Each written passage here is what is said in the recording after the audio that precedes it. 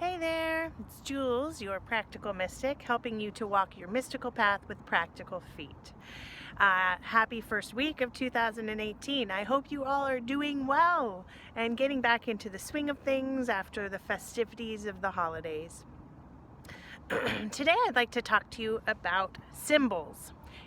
In your own personal symbols, in particular, the symbols you have in your life every day and the symbols that are around your home, your workplace, your school, etc. Symbols, Carl Jung talked about symbols as being the vehicle that transforms the unconscious. And what does that mean? Well, think about in your own life a time you may have had great emotion evoked by a symbol. For an example, those folks who who are of the Christian faith might feel a particular great emotion when they see the symbol of the cross, the crucifix. And it might be different for some folks. It might be a great joy or sadness or pride, or it could be it could be hope. For some, it might be fear or dread. Whatever it is that that is a symbol that has transformed your unconscious. And that symbol, the meaning of that symbol might grow and change to you as you learn and grow and change, as we all do. And that's perfectly normal. Today, let's take a look at where you are today in your life, because we need to figure out ways to help support you and your highest good as you are now in moving and shifting things into your life so that you can get everything that you want out of this life, and so that you can align your highest good with the dream of the earth. That's why we're all here. Excuse me. So to take a quick stock of your own life, I'll teach you this quick and easy oracle reading that I learned from a teacher of mine, Shar Sundust. And I believe, although I couldn't find it written in my notes, I believe that she learned this from her mentor, Angeles Arian. And I pass it along to you in the hopes that it can help guide you and you can use this in the days to come. So quick, I'm going to show you a picture of 5 symbols, very simple symbols, and I hope that you can see this. See, we have a spiral and we have a triangle. Well, I guess I should have put it this way, triangle. We have an equidistant cross. And we have a square and a circle. And I've drawn these in no particular order. And if you have a moment and you have some paper and pen handy, go ahead and get that out, because in just a moment I'll have you draw your own symbols. So if you have that, and in whatever order that you choose, take a look at these symbols. I'll show them to you in a different light, in a different way. Which one jumps out at you first? And you don't have to say anything. Just go ahead and draw that symbol first. Whichever one calls to you. And I find when doing readings like this, it's helpful to just go with your gut. What is it that you first want to say? You know, don't think about it too much. Just go with what the first one you see. And then right next to that, go ahead and draw the second one that jumps out at you. Maybe you call it your your second favorite, or the one that puzzled you, whatever the case may be. Draw that second one. And then go ahead and do the rest for the remaining 3. So you have them in order of ones that feel like they're talking to you versus the ones that kind of just aren't talking to you so much. Okay. And after you've done that,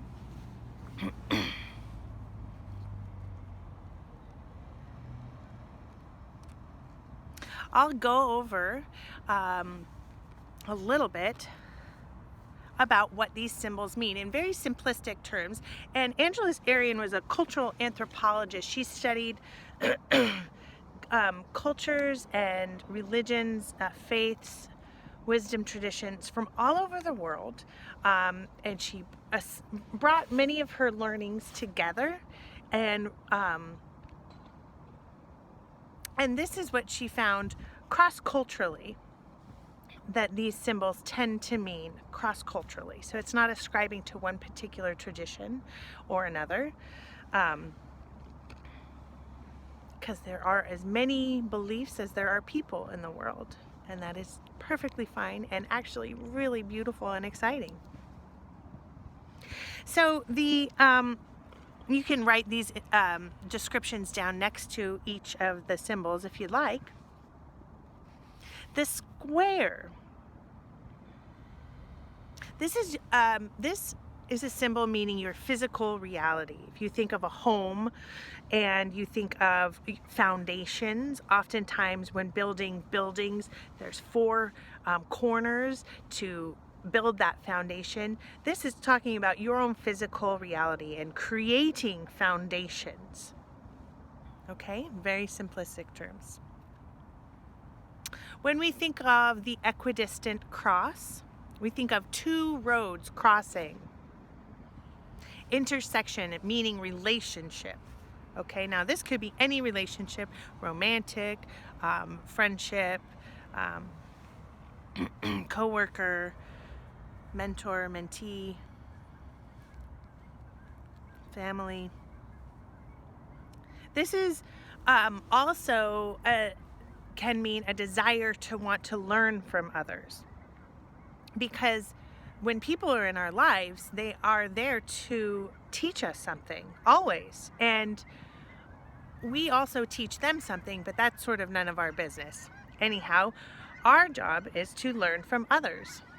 Oh, I don't know if you can see this. All these geese up there. Oh, what are you doing? I wish I knew what they were.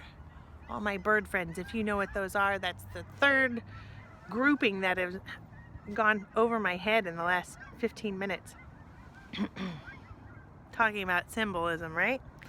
Okay, moving right along. The triangle is the seeker, the mover, the traveler, the journeyer. It also means body, mind, and spirit, moving in a direction, going somewhere, seeking something. Body, mind, and soul, the trilliad. Okay? The circle means a process of individuation, becoming whole within oneself, or feeling like coming whole within oneself. Even more.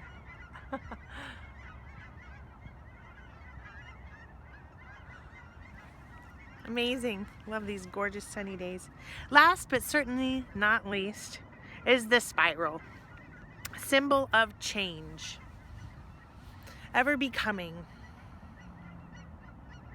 looking within, change. Okay. So once you've written those descriptions down, or you have them in your memory, now we'll talk about positioning. Position one, the first one that you wrote down as the one that's calling to you, that has something to say to you, that is the process you think you are in.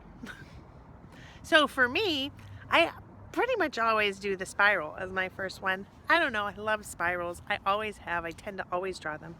That's the process I think I'm in. But really, number two, this is what you have an attraction to, but you have already integrated this, okay?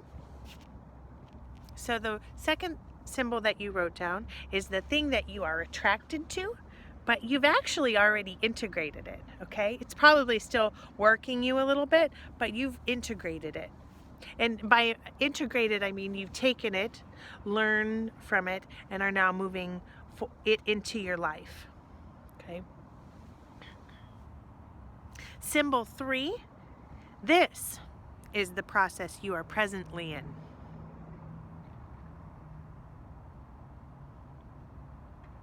This is about recovery and discovery.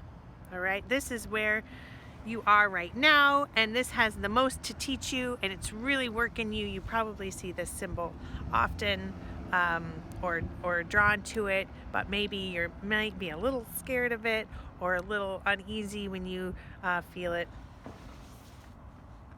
And symbol number 4 is something you've experienced that is supporting the third symbol. So symbol number 4 is something you have experienced that is supporting the process you are presently in. And symbol number 5 is you've had enough of it. You're done and you've already integrated it. All right. Moving right along. This can be a good tool to come up with a personal symbol of your own. My teacher suggested that with symbol 2, 3, and 4, those middle 3, you can make a mandala out of it. Bring them all together to create a personal symbol. Excuse me. The reason signs and symbols are so important are they're things that we see every day. In particular, at your home, take a little mental tour around your home right now. What are the first things that you see every day, or the things that you come across every day? What kind of pictures do you have in your home? Or do you have any, actually, at all? And what feelings do they evoke within you? Do you keep bills and notices and things like that on your refrigerator? Or, and do they make you feel wealthy, like you are abundant? Or do they make you feel like you have a lack of something? Okay, these signs and symbols are really important because it's crucial to set ourselves up to be at our very best so that we can achieve our life dreams.